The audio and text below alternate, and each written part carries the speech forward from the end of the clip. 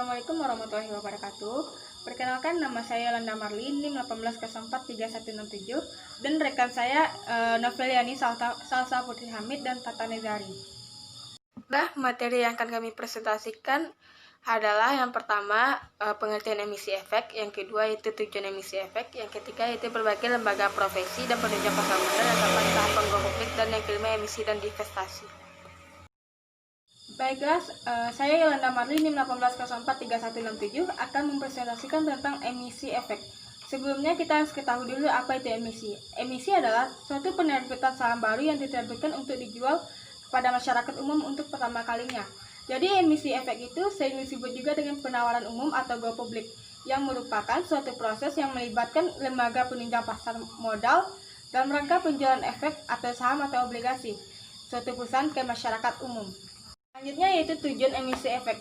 Tujuan emisi efek itu ada 4. Yang pertama yaitu memperbaiki struktur modal, yang kedua itu meningkatkan kapasitas produksi, yang ketiga yaitu memperluas hubungan bisnis, dan yang keempat itu meningkatkan kualitas manajemen. Tujuan emisi efek yang pertama yaitu memperbaiki struktur modal, di mana memperbaiki struktur modal ini tujuannya itu untuk mengurangi beban bunga hutang saham. Yang kedua itu untuk melunasi hutang bank, yang ketiga yaitu menjual saham di pasar modal, yang keempat itu menjual obligasi untuk mengganti pinjaman dari perbankan. Tujuan emisi efek yang kedua yaitu memperbaiki kapasitas produksi, di mana tujuannya memperbaiki kapasitas produksi ini yaitu memperoleh modal tambahan. Yang kedua itu menambah unit yang diproduksi, aset atau tanah atau mesin produksi. Yang ketiga itu tujuan kapasitas produksi ini dianggap lebih menguntungkan bagi investor karena memperoleh inovasi dari produk baru. Baiklah, saya Noveliani Salsa Putri Hamid, NIM 18043134 akan mencoba melanjutkan materi dari Yolanda Marli. Dari materi terakhir yaitu memperbaiki struktur modal. Setelah itu kita harus memperbaiki kapasitas produksi. Dalam memperbaiki kapasitas produksi ini kita harus memperoleh modal tambahan terlebih dahulu, kemudian menambah unit yang akan diproduksi atau seperti aset seperti tanah, mesin produksi dan sebagainya. Kemudian tujuan kapasitas produksi ini dianggap harus lebih menguntungkan untuk investor. Kemudian perusahaan harus melanjutkan atau mengembangkan inovasi-inovasi baru seperti meluncurkan produk-produk baru sehingga konsumen pun tidak terkungkung untuk satu produk saja. Setelah perusahaan memperluas bisnisnya, perusahaan juga harus meningkatkan kualitas manajemennya yang telah disebutkan dalam BAPEPAM atau undang-undang yang mewajibkan emiten, kemudian good corporate governance, akuntabilitas atau transparansi, dan kemudian juga dorongan dari pihak BAPEPAM dan Bursa Efek serta peraturan perundangan yang mengharuskan melakukan good corporate governance tadi. Kemudian dalam tahap go public itu sendiri adalah suatu perusahaan yang pertama kalinya akan menjual saham atau obligasinya kepada masyarakat umum atau IPO. Ini justru sangat penting karena pertama kalinya kita akan menjual produk atau saham atau obligasi dari perusahaan, kita harus mendapatkan respon yang baik dari masyarakat umum sehingga image perusahaan itu pun jika akan seterusnya melakukan penjualan atau apapun itu masyarakat umum dapat open atau memberikan respon yang baik untuk suatu perusahaan itu sendiri. Kemudian adapun manfaat bagi perusahaan yang melakukan go public, yang pertama adalah membuka akses perusahaan terhadap sarana pendanaan jangka panjang.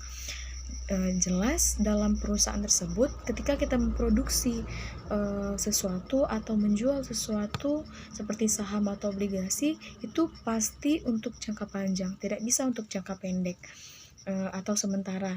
Kemudian yang kedua meningkatkan nilai perusahaan, yang ketiga meningkatkan image perusahaan. Ini justru sangat penting karena image perusahaan itu sendiri adalah penilaian langsung dari masyarakat umum yang menerima apapun yang akan disuguhkan oleh perusahaan, baik atau buruknya itu tergantung dari perusahaan. Karena apa yang akan dia luncurkan, apapun yang akan dia jual Dan bagaimana itu sukses atau tidaknya itu tergantung dari perusahaan itu sendiri, bagaimana memperkenalkan dan menjual itu kepada masyarakat umum, sehingga perusahaan pun harus mendapatkan image yang baik, apalagi pertama kalinya perusahaan akan menjual saham atau obligasinya tersebut kepada masyarakat umum. Selanjutnya itu kegiatan pelaksanaan go public. Yang pertama yaitu mengajukan permohonan kepada Badan Pengawas Pasar Modal atau Bapepam. Selanjutnya melakukan atau menunggu tanggapan dari Bapepam itu. Selanjutnya baru bisa dilakukan perbaikan dokumen pernyataan pendaftaran. Selanjutnya baru bisa dilakukan penentuan harga perdananya, dan selanjutnya bisa dilakukan penyerahan. Adapun 4 lembaga profesi penunjang pasar modal, yang pertama yaitu akuntan publik, yang kedua notaris, yang ketiga konsultan hukum, dan yang keempat adalah perusahaan penilai. Emisi divestasi. Yang pertama emisi yaitu proses menawarkan sekuritas untuk mengumpulkan dana dan investor. Emisi mengacu pada serangkaian obligasi atau saham yang ditawarkan kepada publik, biasanya berkaitan dengan serangkaian instrumen yang dirilis di bawah satu penawaran. Emisi berasal dari penerbitan saham baru, yang mana hasilnya tersebut untuk perusahaan. Selanjutnya divestasi. Divestasi yaitu pengurangan beberapa jenis aset dari perusahaan, baik dalam bentuk finansial maupun